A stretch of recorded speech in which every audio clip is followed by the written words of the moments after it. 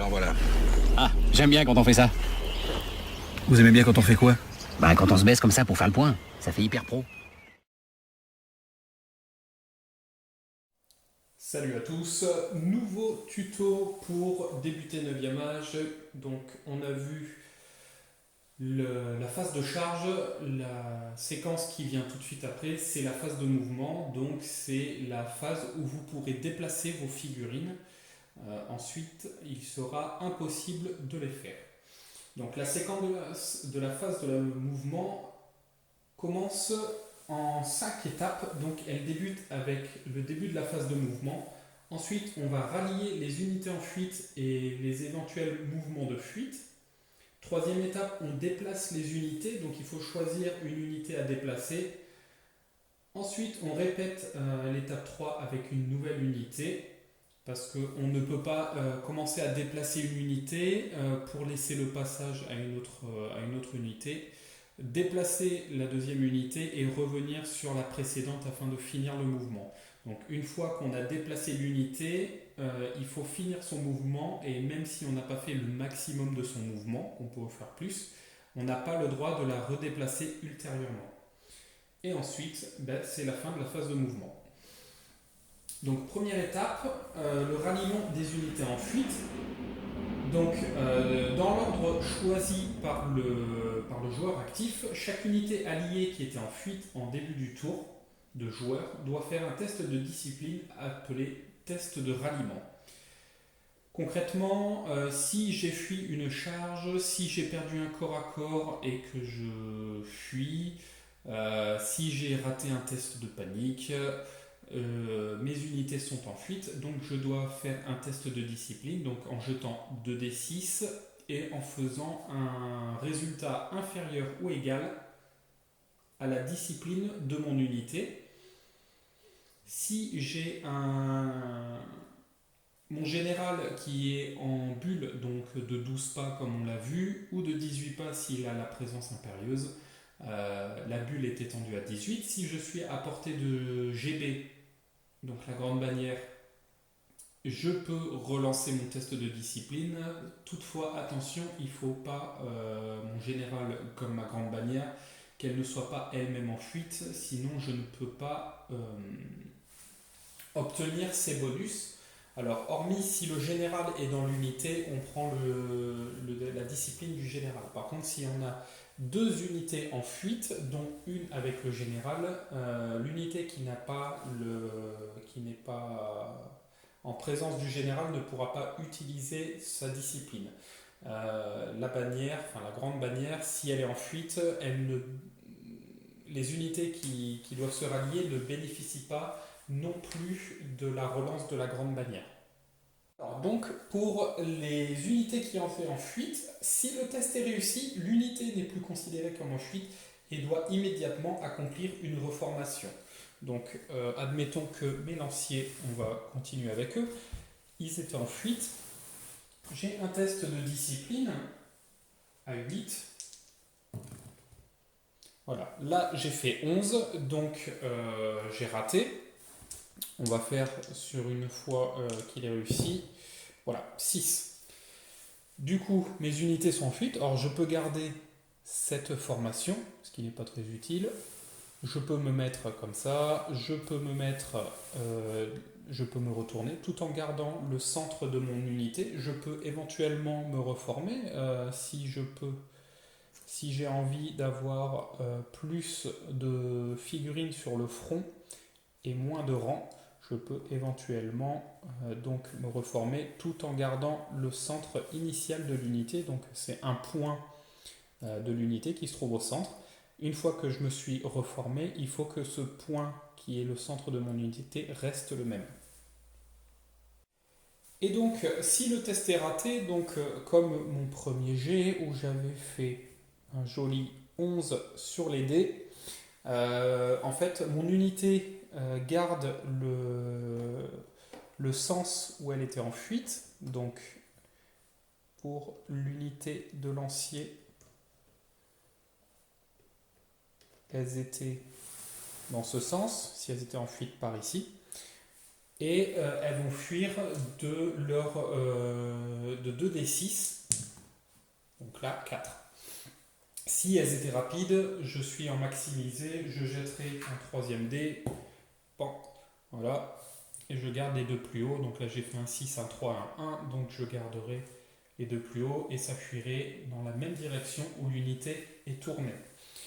Donc il y a une petite remarque aussi, si l'unité est décimée, donc ça c'est une règle spéciale, le test de ralliement s'effectue en divisant la discipline par 2 arrondi à l'entier supérieur. Donc quand on demande quelque chose qui est divisé par 2, si c'est un chiffre impair, on arrondit toujours au supérieur. Donc si j'avais une discipline de 9 et que c'était divisé par 2, ça fait 4,5, du coup je serais une discipline de 5. Donc la règle décimée, c'est une unité auquel il reste un nombre de figurines égal à un quart de l'effectif initial, ou moins d'un quart. Donc pour la règle décimée, donc c'est bien une unité qui tombe à 25% ou moins de son point de vie initial. Donc pour des elfes, là, qui sont 5 par 2, 4, 6, ils sont 30. Si je le divise par 4, s'il me reste 7 figurines dans mon unité de 30, j'aurai ma discipline qui est divisée par 2.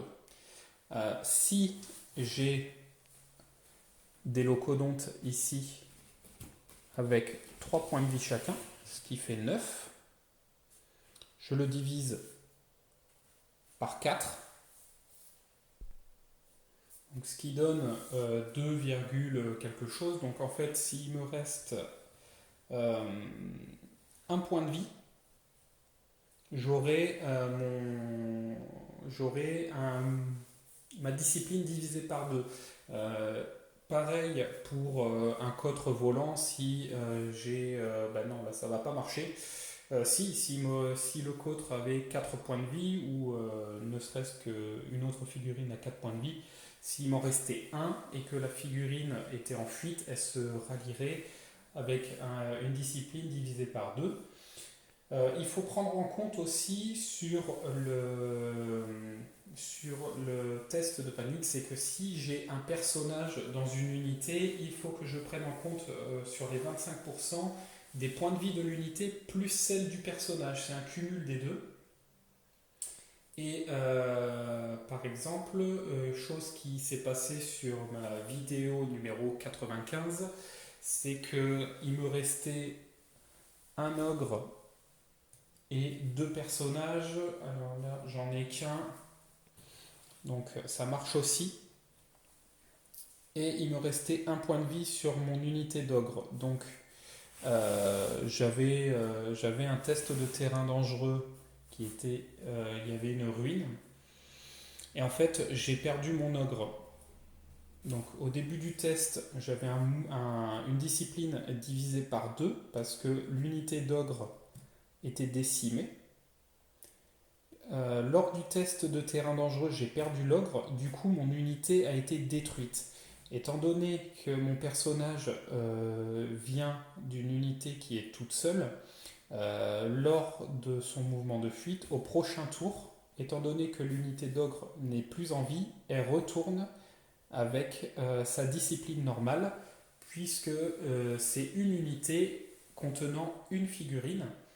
Et si elle n'est pas à un quart ou moins de ses points de vie, elle revient à une discipline normale. Donc maintenant qu'on a fait le ralliement ou pas des unités en fuite, il y a le mouvement de fuite. Donc le mouvement de fuite, comme je vous l'ai expliqué, elle se fait... alors, dans un premier cas, on lance les 2d6 ou les 2d6 maximisés pour le mouvement de fuite. Donc si ce sont mes locodontes qui fuient, ils vont jeter 2d6 maximisés. Si c'est une unité d'infanterie standard, je vais jeter 2d6, etc. Ensuite, il faut déplacer l'unité en fuite droit devant elle de la distance obtenue. Donc c'est ce qu'on a vu. Si elles étaient déjà en fuite, elles n'arrivent pas à se rallier, elles continuent leur mouvement sans changer de direction. Il n'y a pas de roue. On peut traverser les unités amis, ennemis. On peut traverser des terrains. Donc on va voir ça tout de suite. Donc si le mouvement de fuite amène l'unité en contact d'un bord de table, l'unité est entièrement retirée comme perte, ce qui peut provoquer un test de panique sur les unités à proximité. Donc concrètement, si mon bord de table se trouve ici à la barrière, que j'ai une unité proche ici, et si je rate mon test de discipline qui me fait passer ne serait-ce que toucher le bord de table, donc l'unité est détruite, même si l'unité avec son mouvement n'est pas passée entièrement derrière, il suffit qu'une figurine sorte de la table pour détruire l'unité. Si j'ai une unité à proximité, cela provoquera un test de panique, donc un jet de discipline, minimisé, maximisé suivant les règles, mais en règle générale, donc c'est un jet de discipline, donc 2d6, et je dois faire égal ou moins à la discipline. Si le mouvement devait faire passer l'unité à moins d'1 pouce ou à l'intérieur d'un rectangle limite d'une autre unité ou d'un terrain infranchissable, il faut prolonger la distance de fuite du minimum nécessaire pour lui permettre de franchir ces obstacles tout en respectant la règle du pouce d'écart. Donc on va reprendre mon unité de lancier. Admettons qu'ils soient en fuite. Si j'ai un char qui est là, je fais mon jet de discipline, je le rate, je jette ma distance de fuite, qui est de 10. Donc je prends la distance avec mon réglé. Hop, 10. Donc à l'avant, tout va bien, puisque l'avant de mon unité sera ici. Par contre, on voit que voilà, le cul de mon unité se trouve sur le socle, donc au vu de la règle du pouce d'écart, il faut que je prolonge ma fuite jusqu'à se retrouver à 1 pouce du socle de mon unité. Donc, si je traverse une unité amie, l'unité amie doit aussi effectuer un test de discipline pour éviter de fuir. Par contre, si mon unité de lancier traversait une unité ennemie, donc c'est pareil, si son mouvement est suffisant pour traverser et rester à 1 pouce, ça le traverse. Si l'unité l'amenait à moins d'1 pouce ou s'arrêtait sur l'unité ennemie, on continue de traverser jusqu'à ce qu'on soit à 1 pouce de l'unité. Il est pareil, la règle est identique si j'avais un terrain infranchissable. Donc si à la place de mon unité de locodonte, j'avais donc un terrain infranchissable. Donc en phase de mouvement, on ne peut pas passer, on a vu les décors, on ne peut pas passer sur les terrains infranchissables. Donc on continue de traverser. Et que ça soit pour les unités amies, sur les unités ennemies ou sur les terrains infranchissables, l'unité doit effectuer un test de terrain dangereux de niveau 3. Donc on a vu les tests de terrain dangereux. Donc si c'est les unités ennemies ou les terrains infranchissables, c'est toutes les figurines de l'unité. Donc admettons que j'en ai 30. Il faut que je jette 30 dés. Et sur du 1, 2 et 3, puisque c'est de niveau 3, il y aura un mort. Maintenant qu'on a rallié ou déplacé les unités en fuite, on pourra déplacer nos unités. Donc les figurines que l'on peut déplacer, il ne faut pas qu'elles soient en charge. Donc si on a effectué une charge, il ne faut pas qu'elles soient engagées au combat, il ne faut pas qu'elles soient en fuite, si on n'a pas réussi à les rallier, et qui n'inclut aucune figurine ébranlée. Donc si on a raté une charge, les figurines sont ébranlées, donc on ne pourra pas les déplacer. Donc pour déplacer une unité, je dois sélectionner une unité sur la table, donc qui n'est pas sujette aux règles qu'on vient de voir, et deux choix s'offrent à nous. Le premier, c'est de faire un mouvement simple et le deuxième, un mouvement de marche forcée. À savoir que si on fait un mouvement simple ou une marche forcée, on n'est pas obligé de se déplacer de la valeur qui est dans notre profil.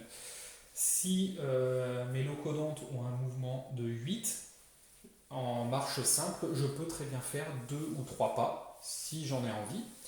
Si ils ont une marche forcée de 16, je peux faire 15 pas, je peux en faire 12, 10. Je ne suis pas obligé d'aller au bout de ce mouvement. Par contre, si je dépasse ne serait-ce que d'un demi-pas, enfin 0,1 pas, le mouvement de marche simple, je suis considéré comme ayant fait une marche forcée. Deuxième cas aussi, si on veut faire une marche forcée, si j'ai une unité ennemie, par exemple mes locodontes veulent faire une marche forcée, et qu'il y a ce char elfe, j'ai un test de discipline à faire. Si je le réussis, tout va bien, je peux faire ma marche forcée, si j'en avais envie. Par contre, si je le rate, je ne pourrai faire qu'un mouvement simple. Deuxième cas, si j'ai une unité ennemie qui possède un musicien et que mon unité n'en a pas, j'ai un test de discipline avec un malus de -1 sur ma discipline. Ce malus est annulé si mon unité que je veux bouger possède également un musicien. Avoir un musicien dans l'unité et qu'il y ait une unité ennemie qui n'a pas de musicien ne m'octroie pas de bonus. C'est juste qu'on évite le malus au cas où il y a un musicien ennemi à proximité. Donc cette proximité, c'est de mémoire. Donc de mémoire, c'est 8 pouces et je viens de vérifier la règle. Donc c'est une unité qui se trouve avec un musicien à 8 pouces de mon unité que je veux bouger. S'il y a un musicien dedans, donc j'ai bien ma discipline avec un malus de -1, hormis si j'ai un musicien dedans. Donc pour le mouvement simple, je peux aller en avant, en arrière ou sur le côté. Par contre, je ne peux pas cumuler plusieurs combinaisons possibles. En même temps, aller en avant et après en arrière, ça ne sert pas à grand chose. Par contre, je ne peux pas aller en arrière, puis un peu sur le côté, ou en avant et un peu sur le côté. Ce mouvement est interdit. Donc, le mouvement, voilà, je prends l'avant ou l'arrière de mon unité, peu importe. Moi j'ai l'habitude de prendre l'avant et je vais déplacer mon unité de sa valeur de mouvement simple qui est de 8 pouces. Voilà, ici j'ai fait un mouvement simple tout droit. Autre cas de figure, je veux aller en arrière. J'ai un mouvement de 8. Mon mouvement arrière divise mon mouvement simple par 2. Donc je peux reculer de 4. Voilà. Tac. Et enfin, sur le côté, c'est pareil. J'ai un mouvement divisé par 2. Donc je peux aller sur le côté de 4 pas. En avant, je peux aussi effectuer autant de roues que je veux. Donc on va passer directement sur les roues avant de voir la prochaine étape. Alors, comment effectuer une roue? Une roue s'effectue dans ce sens. Donc si je veux tourner de ce côté, comme ça, et je dois avoir un axe de rotation fixe. Donc l'axe de rotation sera dans le sens où je veux tourner, donc ce coin ici, le coin avant. Et je veux effectuer une roue de 2, donc je vais garder mon axe de rotation fixe. Je vais aller dans la direction de 2 pas et je vais effectuer une roue de 2 pas. Si je veux aller de l'autre côté, je garde mon axe de rotation fixe. Alors c'est pas simple au début et j'avance de 2 pas. Pour ce mouvement simple, on considère que toutes les figurines de l'unité ont parcouru cette distance. Donc je reviens sur mon mouvement. Si je veux marquer mon coin de l'unité arrière,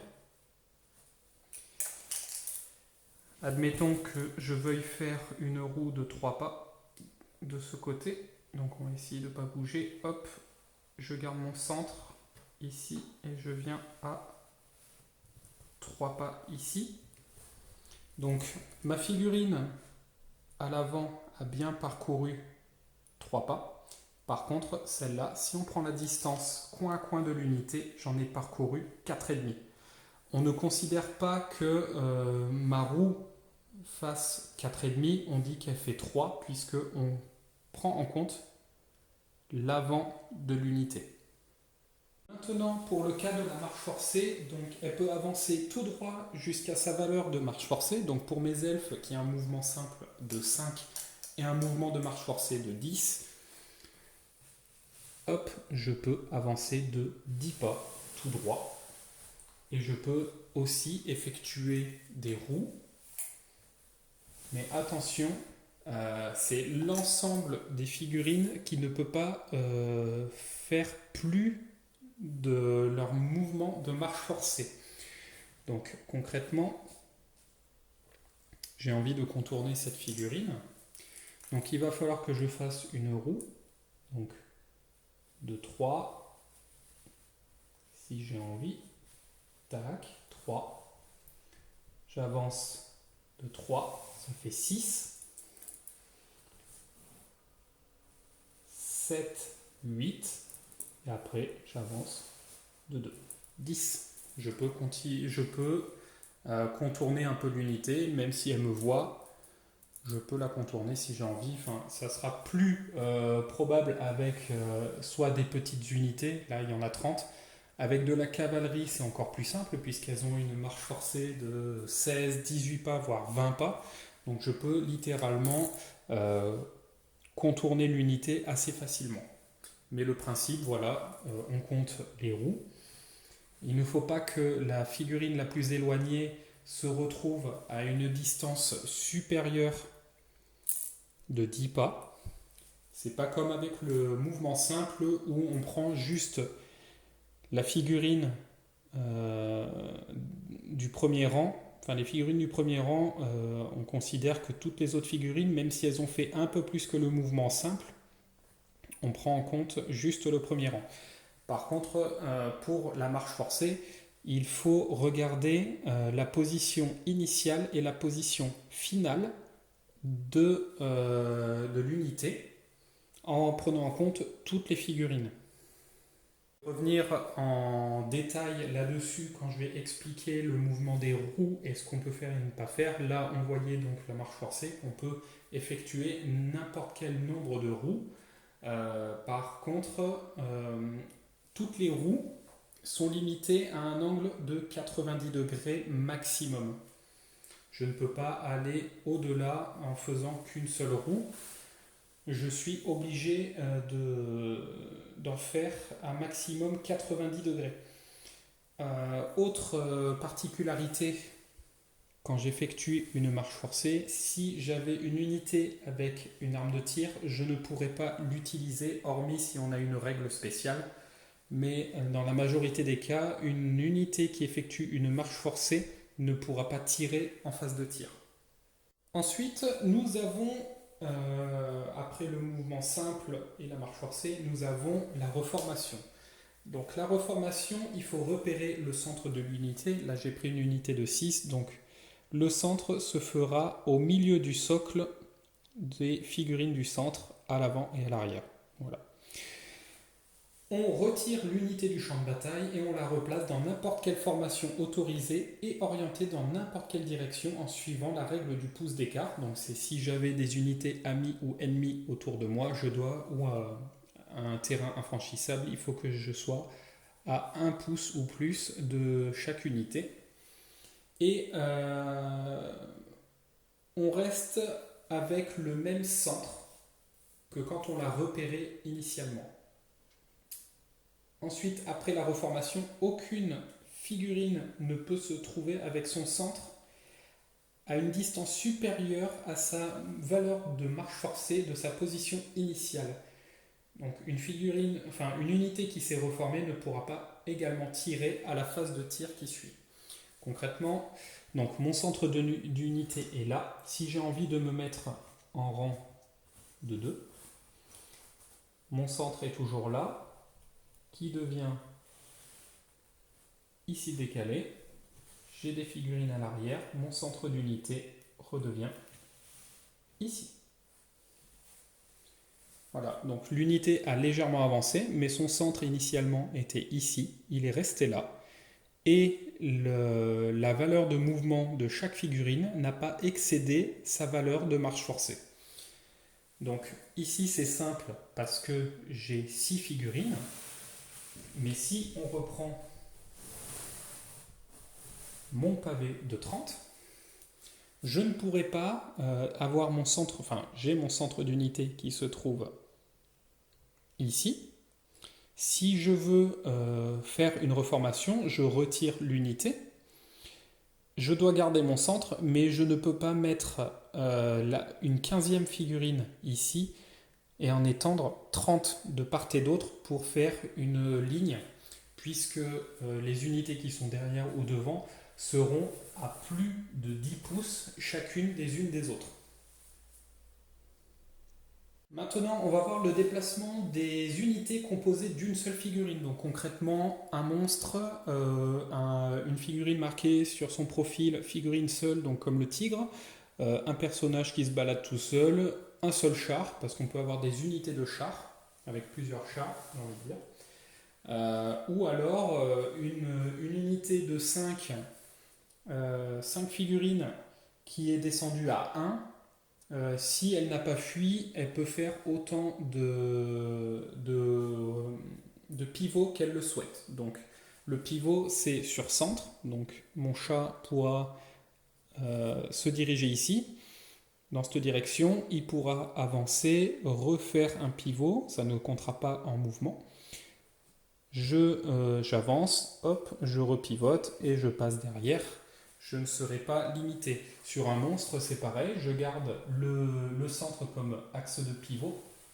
Voilà, il va se déplacer, hop, il repivote, hop, et il se déplace. Il pourrait même venir de l'autre côté et avancer, puis repivoter, réavancer, et etc.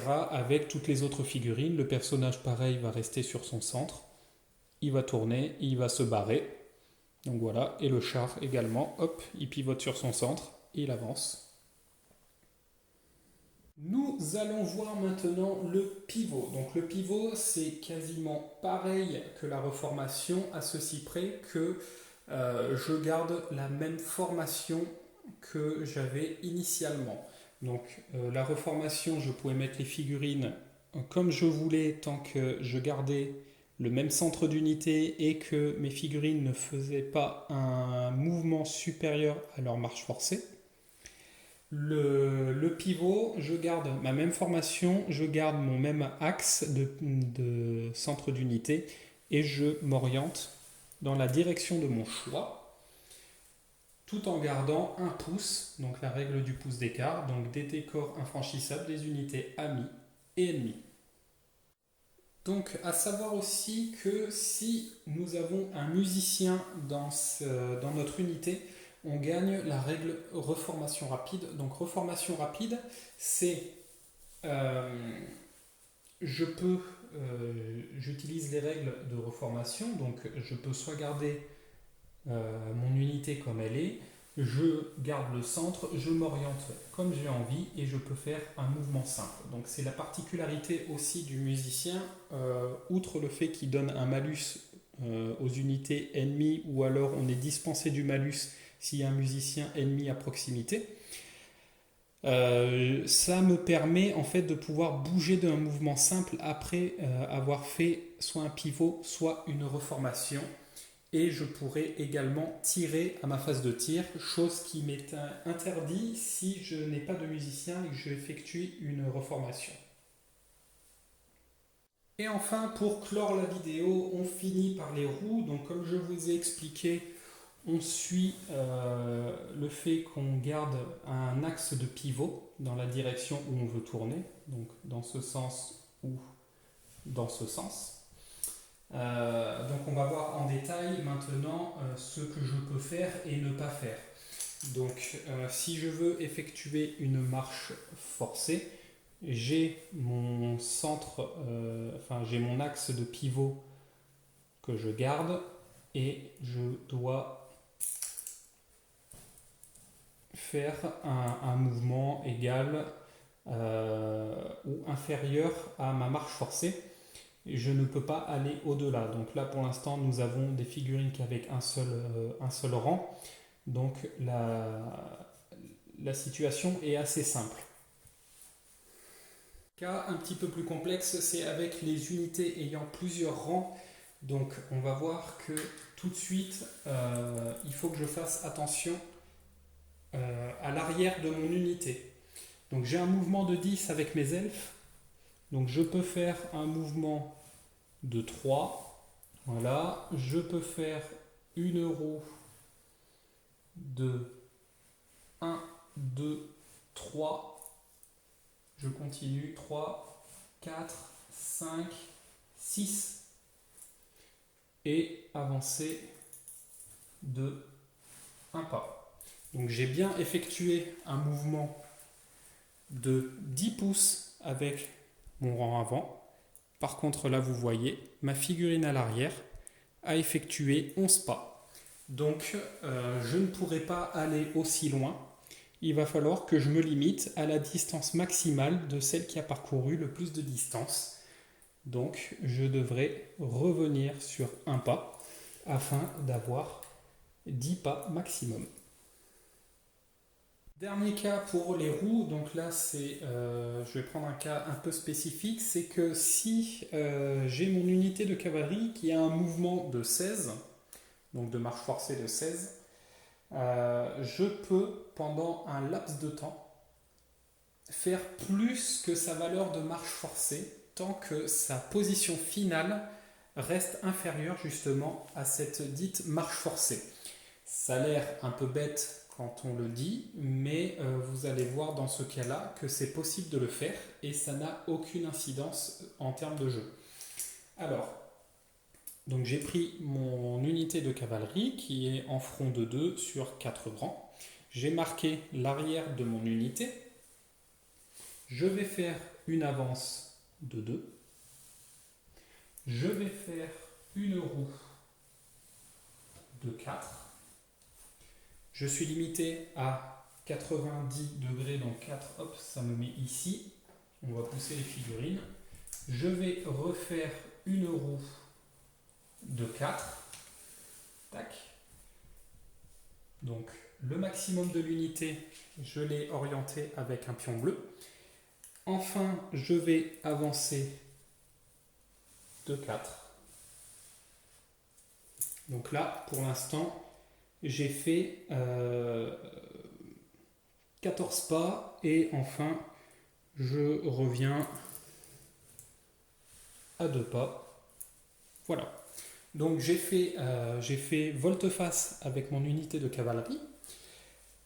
Est-ce que j'ai fait moins de la marche forcée de mon unité donc, qui était de 16? Je regarde l'arrière, effectivement, je suis à 13 pas.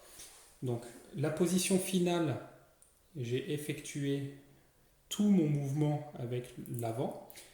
Le plus loin de mon unité a fait moins que sa marche forcée. Par contre, elle est passée jusqu'au pion bleu, qui est à un peu plus de 17 pas. Donc je suis passé lors de mon mouvement à plus de la marche forcée, mais c'est autorisé tant que son mouvement final donc, reste inférieur à sa marche forcée. Voilà, donc nous venons de finir la phase de mouvement. Donc la phase de mouvement est une des phases les plus importantes en jeu, puisque quand vous déplacez vos unités, vous faites en sorte que les choix de l'adversaire restent possibles ou pas. Concrètement, si vous mettez à portée de charge, il faudra assumer les conséquences, même si votre adversaire doit faire un 12 sur CD, il est possible qu'il le fasse. Ça m'est arrivé en tournoi, je m'étais mis à 12 pas d'une unité ennemie, l'adversaire a chargé, il a sorti son 12 et s'il ratait sa charge, ça l'exposait pas plus que ça. Donc voilà, j'ai dû assumer les conséquences là-dessus.